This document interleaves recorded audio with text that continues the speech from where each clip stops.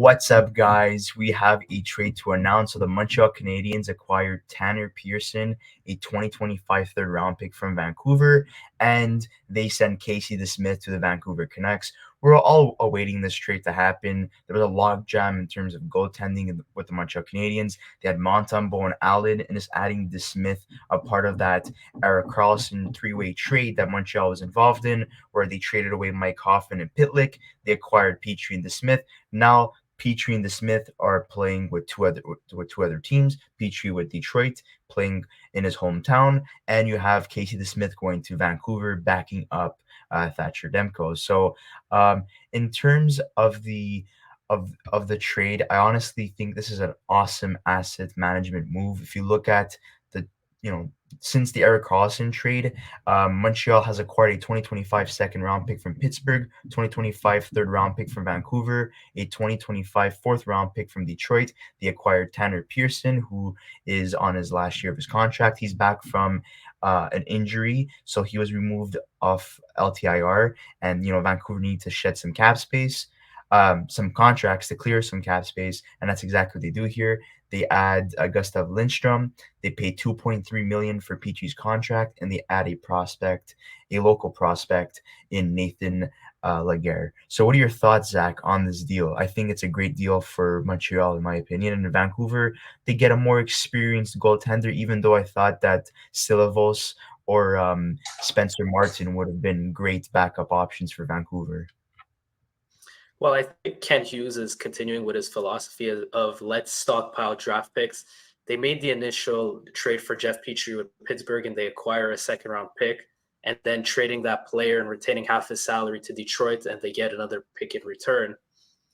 And now they acquire a depth player in Tanner Pearson, who could be a trade piece for them come trade deadline, given if the player is going to be performing up to standard. So looking at it right here on his hockey DB, he's a perennial 35 to 45 point player when he's healthy, and he could be a nice piece for a team contending, adding to their top nine. And what happens is the Habs get a third round pick in this trade, and they send Casey DeSmith the other way. But I don't think that third round pick is the only consequential pick they'll get in this trade. As if they trade Tanner Pearson, they'll get another pick in return. So this is just, I think, a masterclass by Ken Hughes. And if we look at it from the perspective of Vancouver, they get Casey DeSmith, who's somebody who could challenge Thatcher Demko, who I think will be their bona fide starter. But they have a lot of organizational depth at the position, but not really a true proven backup and veteran like DeSmith. So that's the guy they wanted, and that's the guy they're getting in this trade. We look at it here. He's spent multiple seasons with the Pittsburgh Penguins. He's posted some fairly good save percentages, but he's been in a secondary role for pretty much his entire career. His highest game tally was this past season. If I see it was 38 games.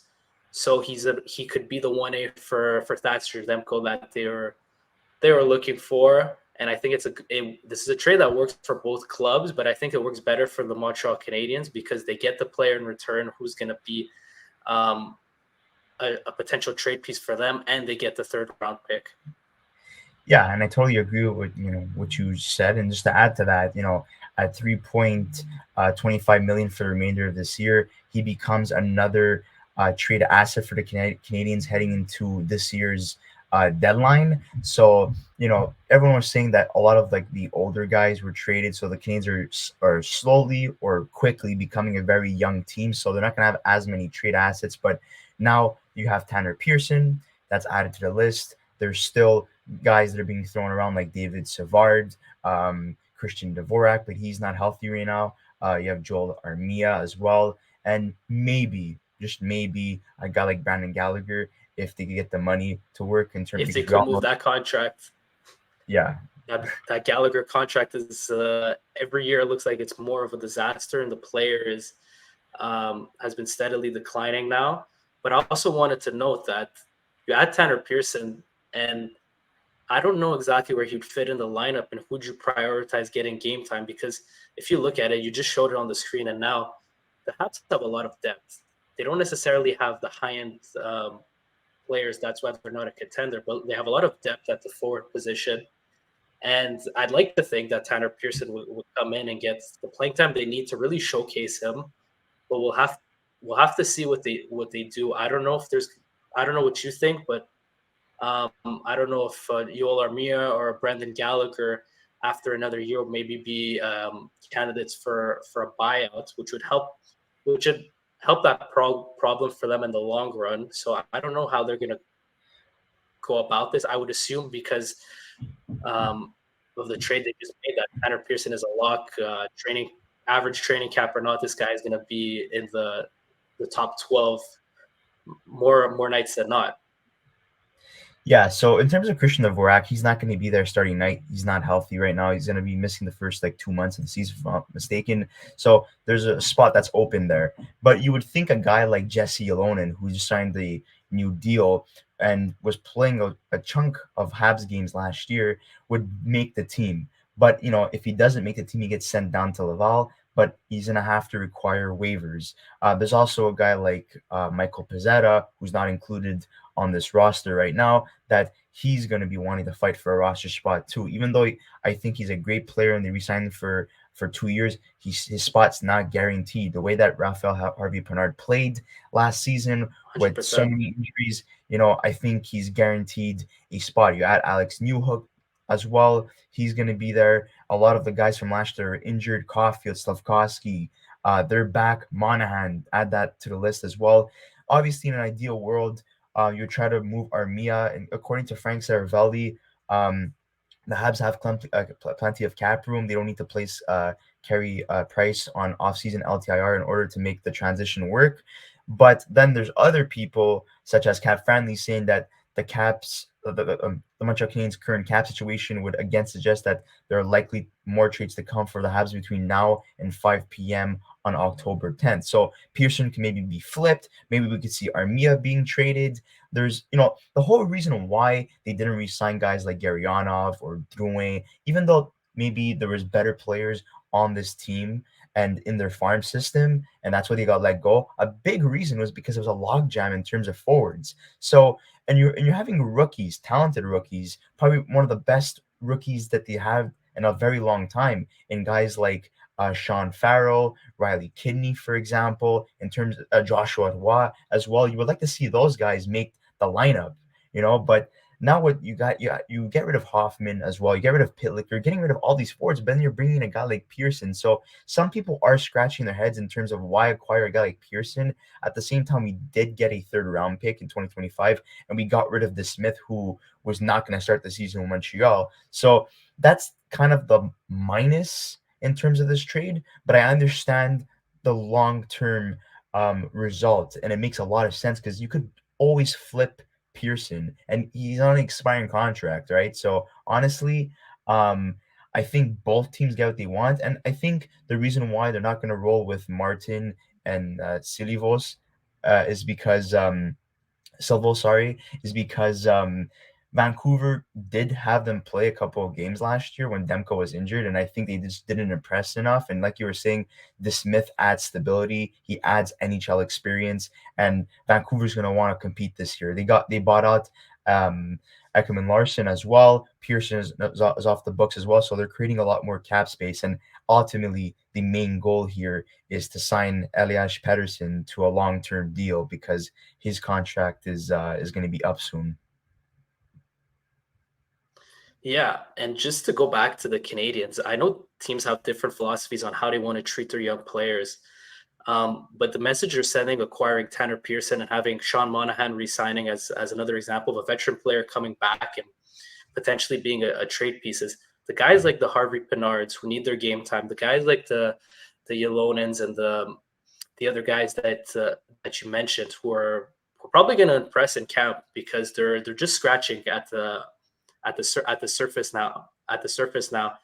And the message you're sending is that, okay, we don't trust you for the first half of the season, even longer, until the end of February. And then when we trade these veterans out, now it's your team. But is that the message you want to send long term? That, you know, you're only getting game time, and you're only getting trusted when these guys are out the door. I think to build a sustainable project with guys for your own draft picks and who you want to be the future of this team, they gotta start getting minutes out of the gate. So this is a philosophy that a lot of teams have used and Montreal are using. I don't know if it's the best way to go about it, but from the other side, I think they are getting a lot of draft picks, and their system is still loaded. I'm sure a lot of these guys are going to pop off at some point, and so I don't know. So there's things I like, and there's things I don't like from the Canadians' end. Yeah, I totally agree. And in terms of DeSmith's contract, just taking a look at it here, he's on an expiring contract as well.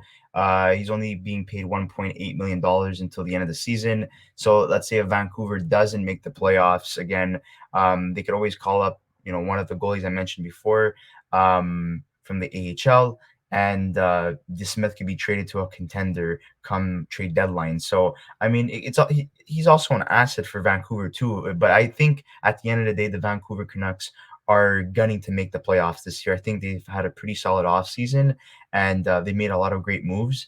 And in terms of the Montreal Canadiens, it's going to create internal competition at least, and it's going to force a lot of rookies and prospects to really want to steal someone's job, like Michael Pezzetta or Joel Armia. Gallagher will be on the starting lineup come October, so don't worry about that. But we'll see what happens, honestly, in moving forward. But I do believe that a lot of people are very happy in terms of the Montreal Canadiens trade, in terms of what they've acquired. DeSmith didn't even play a game for the Canadiens. We all knew that. They didn't even have a press conference for him either. So we all knew that he was on his way out, essentially. So like Petrie. Yeah, exactly, like Petrie as well. But guys, we'd like to hear your thoughts in the comment section below. Who wins this trade, the Montreal Canadiens or the Vancouver Canucks? We'd like to hear from both respective fan bases, the Vancouver Canucks and the Montreal Canadiens, and also if other fans from other teams want to chime in into this deal. Make sure to write the comments in the comment section below. Like this video and subscribe if you haven't already. We'll see you in the next episode of the Young Guns podcast. Thank you so much, guys, for watching. Until next time.